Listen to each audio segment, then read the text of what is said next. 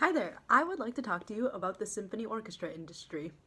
It is a historic art, but it faces an ever-decreasing demand in modern times, especially during economic downturns, like that of the Great Recession a couple years ago.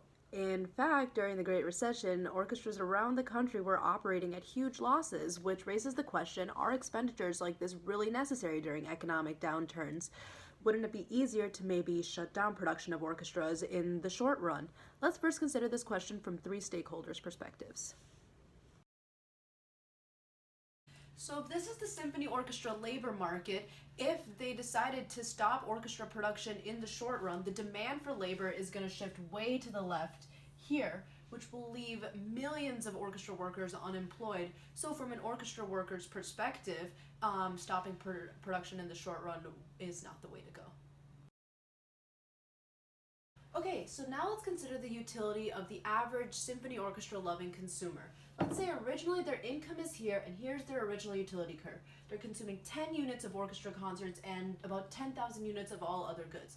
However, when the Great Recession hits, their income probably would have shrunk. So now their income is here, and here is their new utility curve when they're consuming 4 units of orchestra concerts and about 8,000 units of all other goods. However, even with their reduced income, they're still consuming orchestra concerts. So if a symphony orchestra were to stop production in the short run, the consumer would not be maximizing their utility. Therefore, from a consumer's perspective, stopping orchestra production in the short run is also not the way to go. Okay, so now let's consider this from the donor's perspective. 43% of orchestral income comes from donations. So my question is, during the Great Recession, when orchestras were so clearly operating at a loss, why would donors keep on giving them money? My view on it is that donors see an artistic value to orchestral music. That is, if the orchestras were to stop production in the short run, there is an opportunity cost that is far greater than any losses the orchestra might be incurring. Therefore, from the donor's perspective, stopping orchestra production in the short run is also not the way to go. The problem with considering this from three stakeholders' perspectives is that microeconomic theory tells us we should not do that and we should only look at costs and income of the symphony orchestras. So, let's do that now.